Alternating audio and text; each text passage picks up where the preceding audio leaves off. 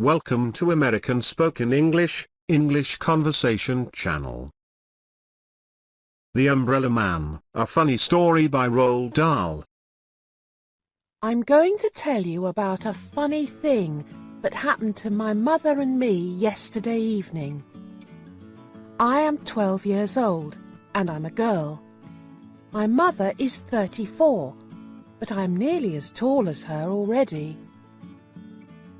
Yesterday afternoon, my mother took me up to London to see the dentist. He found one hole.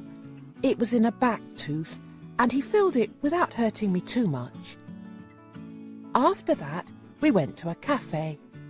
I had a banana split, and my mother had a cup of coffee. By the time we got up to leave, it was about 6 o'clock. When we came out of the cafe, it had started to rain. "We must get a taxi," my mother said. We were wearing ordinary hats and coats, and it was raining quite hard.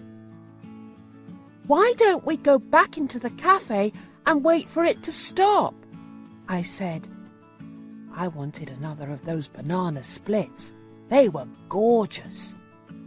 "It isn't going to stop," my mother said. "We must get home." We stood on the pavement in the rain, looking for a taxi. Lots of them came by, but they all had passengers inside them. "I wish we had a car with a chauffeur," my mother said. Just then, a man came up to us. He was a small man, and he was pretty old, probably 70 or more. He raised his hat politely and said to my mother, "Excuse me, I do hope you will excuse me." He had a fine white moustache and bushy white eyebrows and a wrinkly pink face.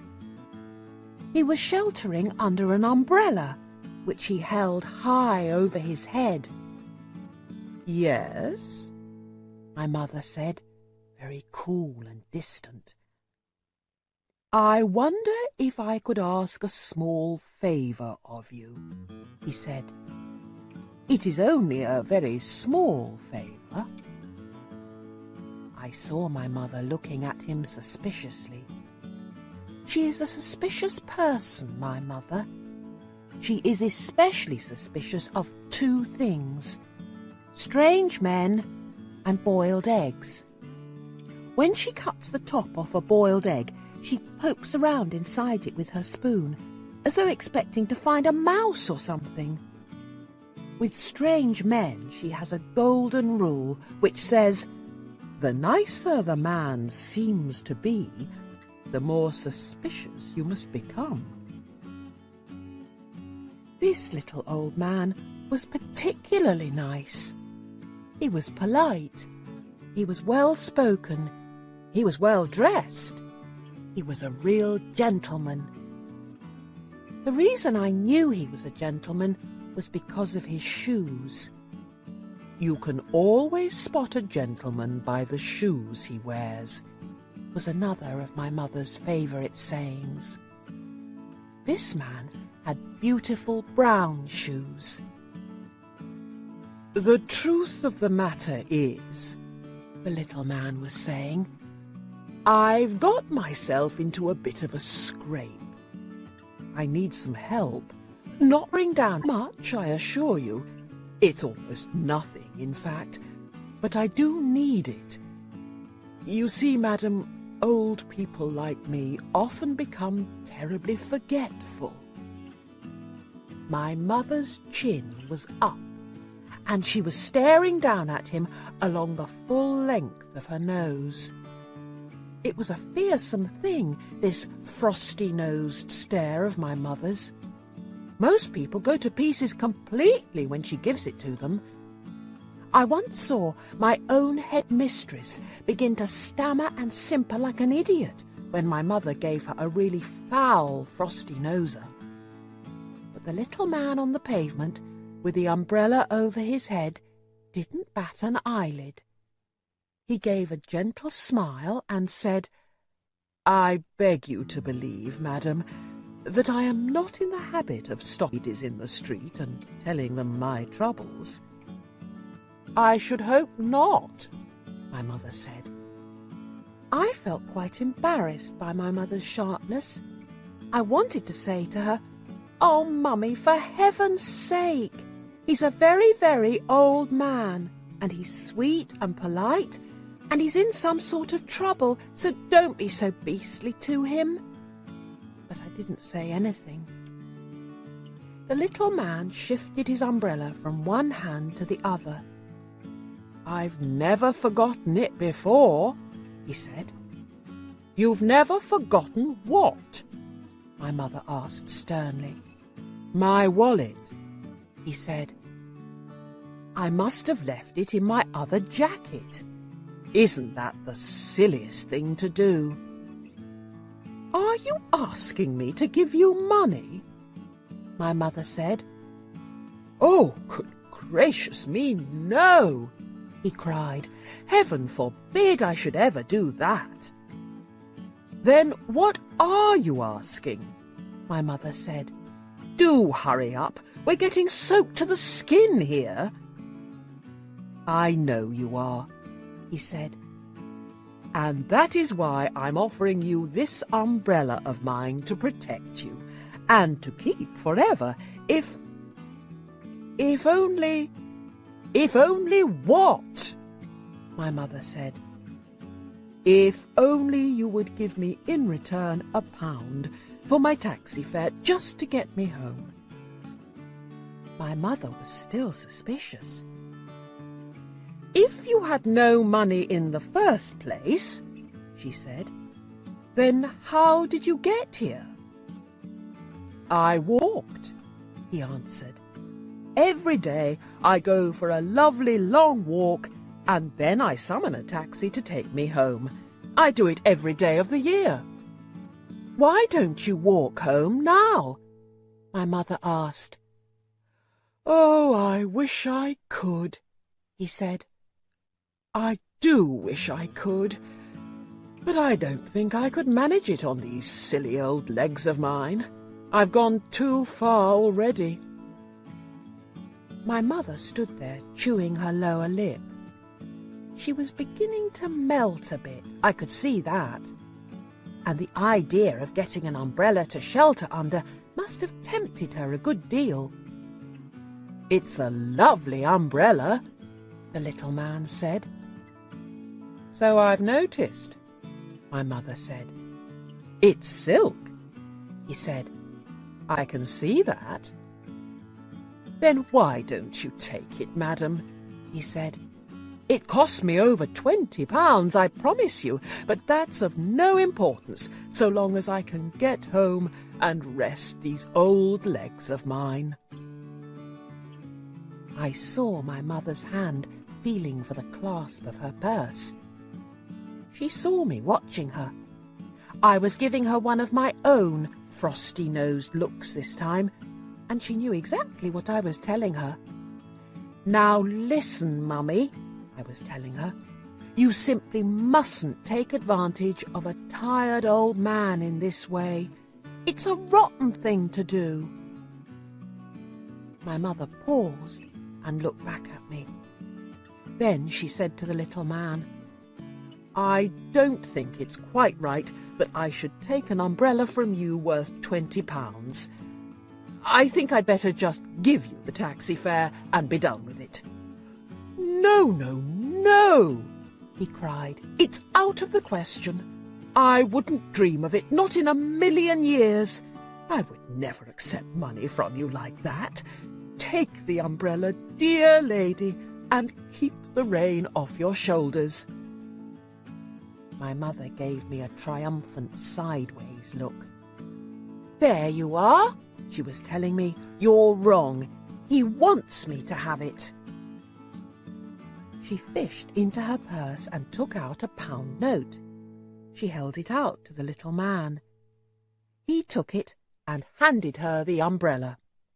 He pocketed the £1, raised his hat, gave a quick bow from the waist, and said, "Thank you, madam, thank you." Then he was gone. "Come under here and keep dry, my mother darling," my mother said. "Aren't we lucky? I've never had a silk umbrella before. I couldn't afford it." "Why were you so horrid to him in the beginning?" I asked. "I wanted to satisfy myself he wasn't a trickster," she said. "And I did. He was a gentleman. I'm very pleased I was able to help him." "Yes, Mummy," I said. "A real gentleman," she went on. "Wealthy, too. Otherwise he wouldn't have had a silk umbrella. I shouldn't be surprised if he isn't a titled person. Sir Harry Goldsworthy, or something like that." "Yes, Mummy." "This will be a good lesson to you," she went on. "Never rush things. Always take your time when you're summing someone up. They never make mistakes." "There he goes," I said. "Look!" "Where?" "Over there. He's crossing the street. Goodness, Mummy, what a hurry he's in." We watched the little man as he dodged nimbly in and out of the traffic. When he reached the other side of the street, he turned left, walking very fast. "He doesn't look very tired to me, does he to you, Mummy?" My mother didn't answer. "He doesn't look as though he's trying to get a taxi either," I said. My mother was standing very still and stiff, staring across the street at the little man. We could see him clearly. He was in a terrific hurry. He was bustling along the pavement, sidestepping the other pedestrians and swinging his arms like a soldier on the march. "He's up to something," my mother said, stony-faced. "But what?" "I don't know," my mother snapped, "but I'm going to find out. Come with me." She took my arm and we crossed the street together. Then we turned left. "Can you see him?" my mother asked. "Yes, there he is. He's turning right down the next street." We came to the corner and turned right. The little man was about 20 yards ahead of us. He was scuttling along like a rabbit, and we had to walk very fast to keep up with him. The rain was pelting down harder than ever now, and I could see it dripping from the brim of his hat onto his shoulders. But we were snug and dry under our lovely big silk umbrella. "What is he up to?" my mother said. "What if he turns round and sees us?" I asked.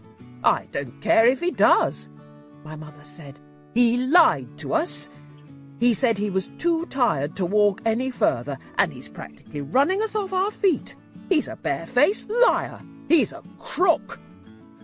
"You mean he's not a titled gentleman?" I asked. "Be quiet," she said. At the next crossing, the little man turned right again. Then he turned left, then right. "I'm not giving up now," my mother said. "He's disappeared," I cried. "Where's he gone?" "He went in that door," my mother said. "I saw him into that house.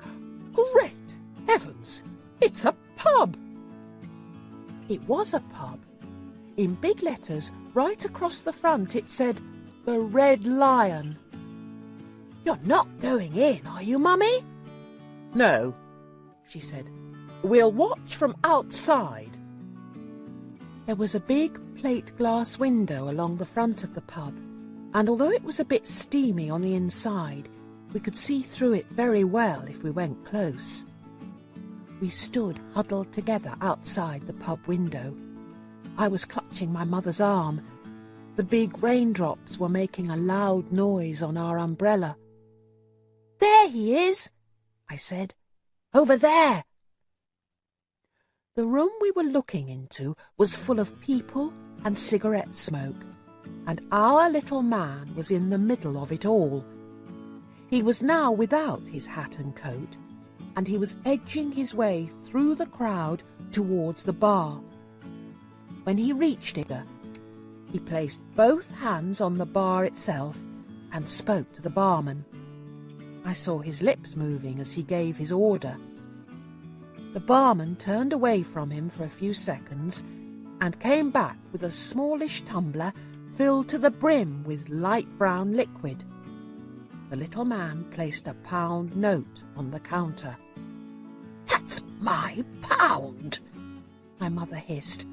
"By golly, he's got a nerve!" "What's in the glass?" I asked. "Whiskey," my mother said. "Neat whiskey." The barman didn't give him any change from the £1. "That must be a treble whiskey," my mummy said. "What's a treble?" I asked. "3 times the normal measure," she answered. The little man picked up the glass and put it to his lips. He tilted it gently. Then he tilted it higher and higher and higher, and very soon all the whiskey had disappeared down his throat in one long pour. "That's a jolly expensive drink," I said. "It's ridiculous," my mummy said. "Fancy paying £1 for something to swallow in one go." "It cost him more than £1, I said. "It cost him a £20 silk umbrella." "So it did," my mother said. "He must be mad." The little man was standing by the bar with the empty glass in his hand. He was smiling now, and a sort of golden glow of pleasure was spreading over his round pink face. I saw his tongue come out to lick the white moustache, as though searching for one last drop of that precious whiskey. Slowly he turned away from the bar and edged his way back through the crowd to where his hat and coat were hanging. He put on his hat, he put on his coat. Then, in a manner so superbly cool and casual that you hardly noticed anything at all, he lifted from the coat rack one of the many wet umbrellas hanging there, and off he went. "Did you see that?" my mother shrieked. "Did you see?" "He did." "Shh!" I whispered. "He's coming out." We lowered our umbrella to hide our faces and peered out from under it. Out he came, but he never looked in our direction. He opened his new umbrella over his head and scurried off down the road the way he had come. "So that's his little game," my mother said. "Neat," I said. "Super." We followed him back to the main street where we had first met him, and we watched him as he proceeded with no trouble at all to exchange his new umbrella for another £1 note. This time it was with a tall, thin fellow who didn't even have a coat or hat. And as soon as the transaction was completed, our little man trotted off down the street and was lost in the crowd. But this time he went in the opposite direction. "You see how clever he is," my mother said. "He never goes to the same pub twice." "He could go on doing this all night," I said. "Yes," my mother said, "of course. But I'll bet he prays like mad for rainy days."